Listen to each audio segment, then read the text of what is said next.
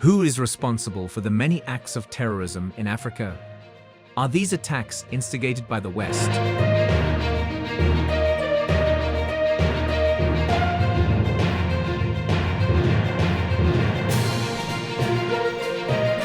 President Traoré is able to strike back, no matter who is behind them.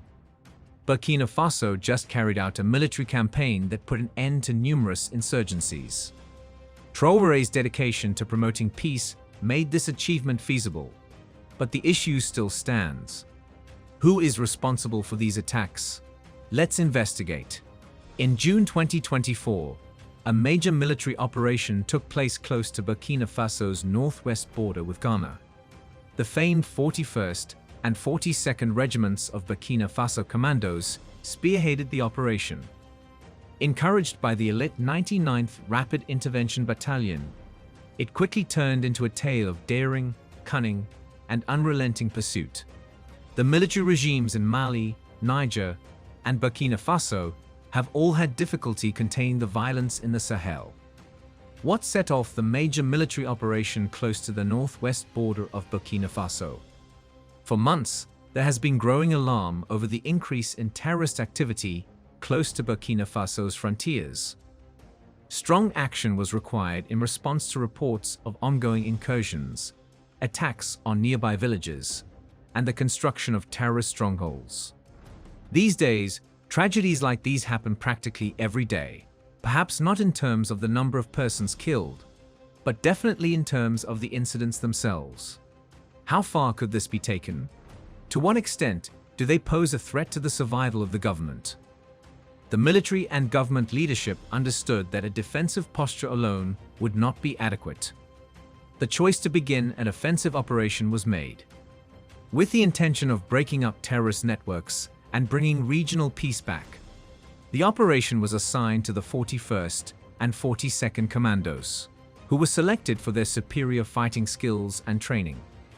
These battalions were experienced in the intricacies of guerrilla warfare and had a track record of accomplishing missions successfully.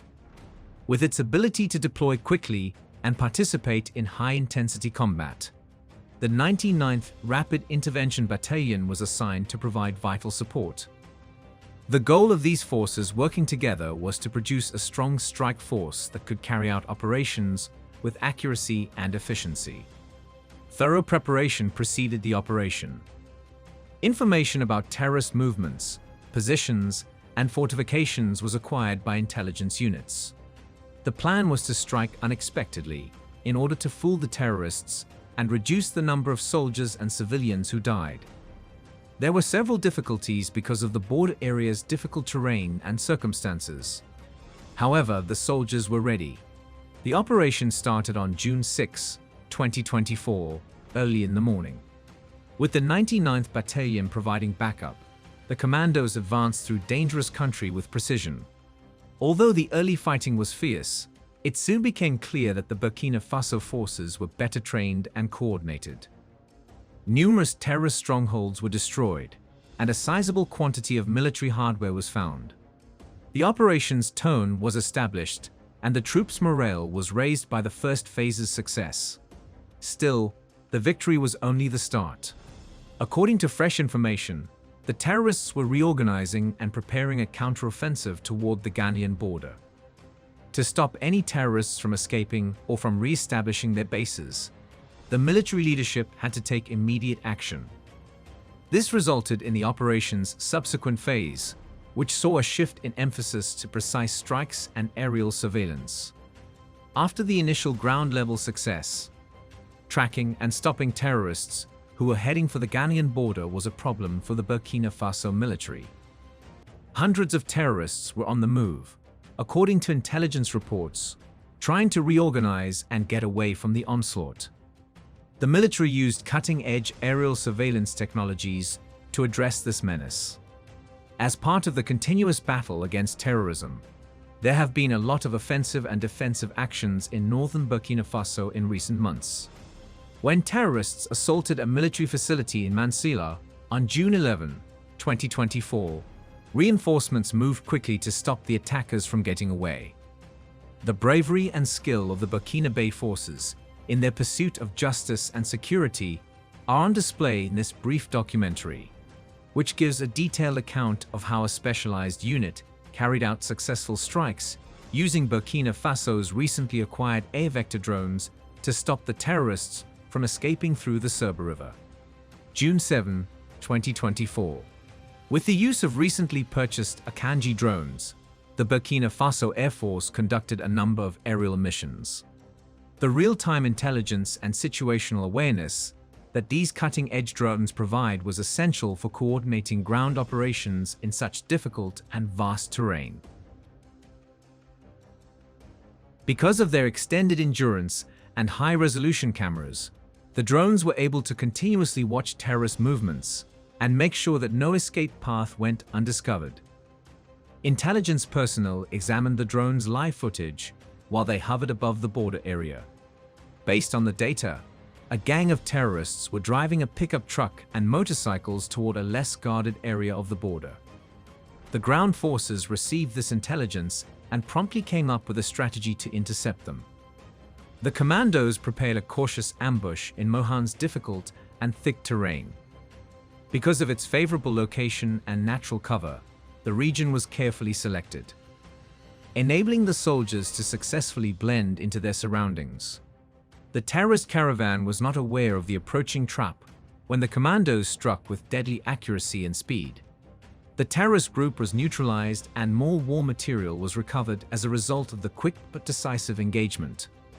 This action demonstrated how crucial aerial observation is to contemporary warfare. In addition to providing vital intelligence, the drones allowed the military to react swiftly and precisely to ever-changing threats. The operation's effectiveness was greatly increased by the innovative technology and ground combat experience that worked together like a match made in heaven. When airborne vectors were notified of friendly position in Mansilla on June 1st afternoon, the operations got underway.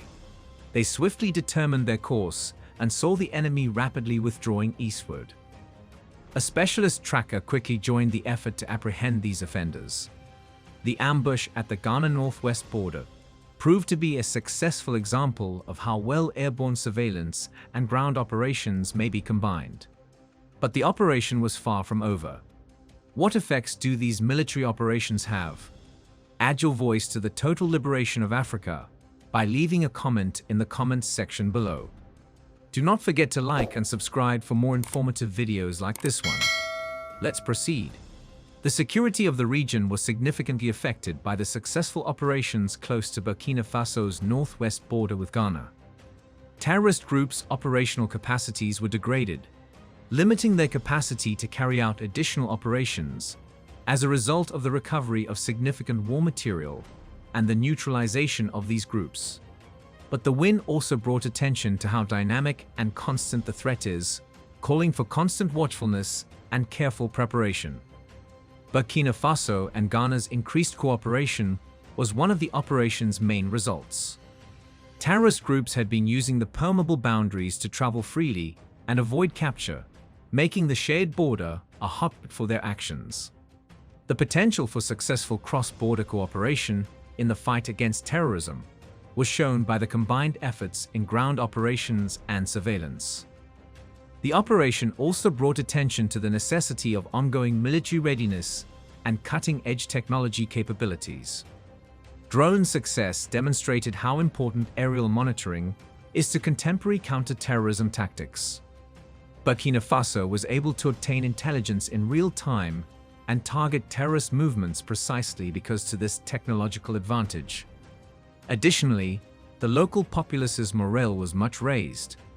Communities felt satisfied that their safety was a primary priority due to the obvious presence of military activities and the direct combat with terrorists. This opinion was further supported by President Ibrahim Traoré's visit to the front lines in Bobo Dioulasso. His dealings with the residents and the armed forces demonstrated the government's dedication to both regional and national security.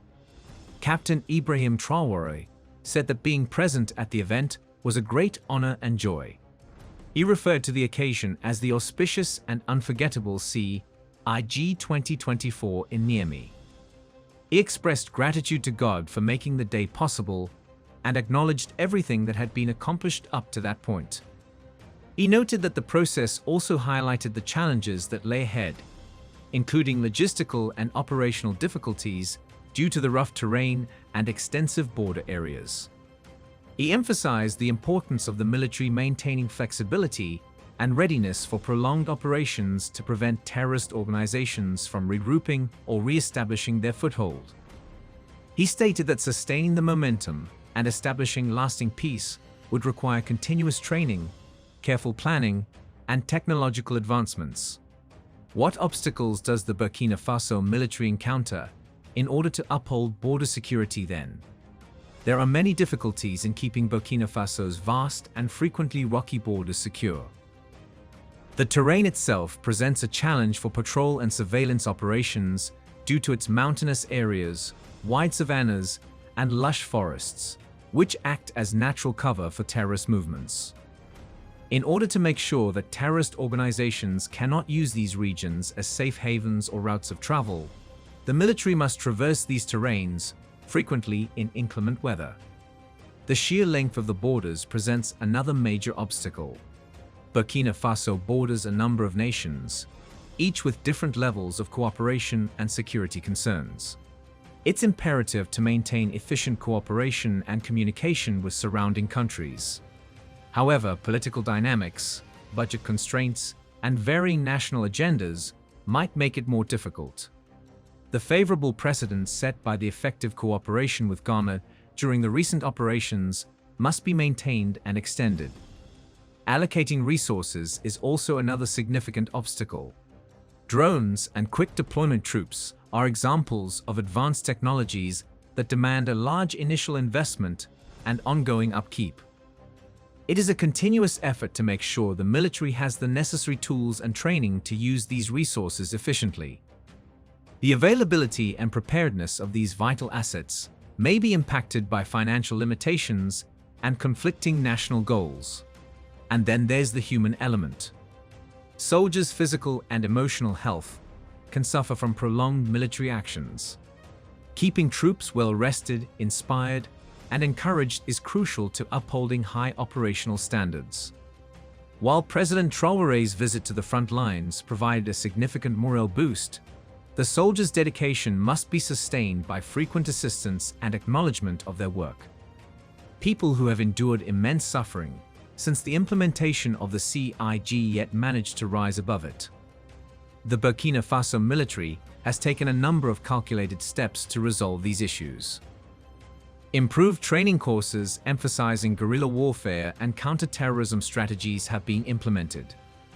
These courses put a strong emphasis on resilience and adaptation, preparing soldiers for the difficult and frequently unforeseen situations they will encounter. Technology investments remain a top priority. The military can react to new threats quickly and efficiently because of the integration of upgraded mobility equipment, communication networks, and advanced surveillance systems. Cooperation with foreign allies enhances the military's capabilities by supplying extra resources and knowledge. Additionally, the government has made regional collaboration a priority. There are continuous diplomatic initiatives to promote intelligence sharing, deepen relationships with surrounding nations, and carry out cooperative activities. In order to combat the transnational aspect of terrorism and guarantee a cohesive and effective response, these collaborations are essential. The blood in our veins is the same. The blood that circulates through our veins is the same. The blood of these brave warriors who defended this land that we now call Mali, Burkina Faso, and Niger runs through our veins. The blood of these brave warriors who helped the entire globe overcome Marxism and several other ills flows through our veins. The blood of these brave warriors who were exiled from Africa to Europe, America, Asia, or other places, and who contributed to the establishment of these states while they were slaves, runs through our veins. Therefore, it will be easy to combat terrorism if these countries band together. The Burkina Faso military is unwavering in its objective despite obstacles. Let's finally examine what lies ahead for Burkina Faso's efforts to maintain regional stability and defend its borders. In the long run, Burkina Faso is still fully committed to maintaining regional stability and safeguarding its borders. Although the recent operations along the Ghana northwest border have laid a solid basis, achieving long-term peace and security will be a difficult and complicated process. The ability to adapt, innovate, and collaborate continuously will be essential to meeting the difficulties that lie ahead. The continual advancement and incorporation of cutting-edge technologies is one of the future strategy's most important components. Drone success has shown how revolutionary today's intelligence and surveillance capabilities may be. It will be crucial to keep funding these technologies and provide soldiers with training to improve their proficiency with them. To strengthen threat detection and response capabilities, the military intends to increase the number of drones in its fleet and add more cutting-edge technologies like satellite imaging and AI-driven analytics. Additionally, regional coordination will be essential. The cooperative initiatives with Ghana have demonstrated what is possible when people work together and have a common goal. Burkina Faso hopes to build on this achievement by fortifying relations with other nearby nations. To establish a coherent and efficient regional security network, cooperative training exercises, agreements for intelligence sharing, and coordinated operations will be sought. In a speech to his citizens, Captain Ibrahim Traore stated that the blood of honorable, strong, and resilient men runs through their veins, and for that reason, they should be grateful and proud to be descendants of AES. He emphasized that Africa is a continent that has endured immense suffering and continues to suffer due to imperialism. He mentioned that the imperialists have a single notion in mind, that they rule the continent of Africa, and this is their perception of the continent. He expressed that they believe Africans belong to them and that African land and resources are theirs. He noted that to this day, the imperialists have not been able to change this mindset. Furthermore, as Traoré points out, it's critical that the nations recognize who they must baffle first. African countries are fighting many different things at the same time. In addition to escaping the bonds of servitude, they must protect themselves from any assaults. Internally, the emphasis will continue to be on strengthening the military forces' preparedness and resilience. Priorities will include providing soldiers with proper rest periods, ongoing training, and psychological care. The government understands how critical it is to keep morale up and make sure that soldiers have adequate assistance both on and off the battlefield. A key component of the approach will remain the government's diplomatic initiatives. It is essential to collaborate with foreign partners to get finance, training, and technology support. Furthermore, building strong links with neighboring people in border zones will improve intelligence collection and provide a favorable atmosphere for military operations. In this sense, President Traoré's active involvement and his attempts to interact with the local population and military troops have been crucial. Finally, tackling the underlying causes of terrorism is emphasized. Priorities are being given to social services, economic growth, and education that will improve the lives of those living in vulnerable areas. By tackling the socio-economic issues that frequently lead people to adopt radical beliefs, the goal of the government is to establish a more secure and affluent atmosphere. We have made the decision to rebel and pick our own destiny for our country because of this. There are plenty such instances. However, after making this decision, other saloon slaves approached us to deliver their master's message. Since they had produced a polymer chain of this kind that reaches the top of our states in order to support them, and our purpose was to snap the chain. It appears that numerous issues that no other leader has attempted to address will be resolved now that Traoré is in control of this. The ambush that occurred close to the Ghana northwest border thus marked a turning point in Burkina Faso's continuing war against terrorism. It emphasized the value of regional cooperation and demonstrated how well elite ground forces and cutting-edge aerial surveillance can work together. Despite the formidable obstacles, the Burkina Faso military's dedication, reinforced by technological breakthroughs and strategic partnerships, offers a strong foundation for sustained prosperity. The three pillars of Burkina Faso's security initiatives are unity, adaptability, and resilience. Burkina Faso is leading the way towards a more secure and stable future by addressing the root causes of instability, focusing on technical innovation, and fostering regional collaboration. These efforts will be propelled ahead by the soldiers' bravery and dedication, as well as the leadership's strategic vision, guaranteeing that the country stays alert and ready for any obstacles that may come its way. Do you believe Traoré can effect change on his own?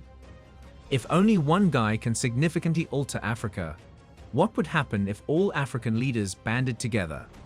Is it possible for Africa to change? Tell us what you think in the comments section below.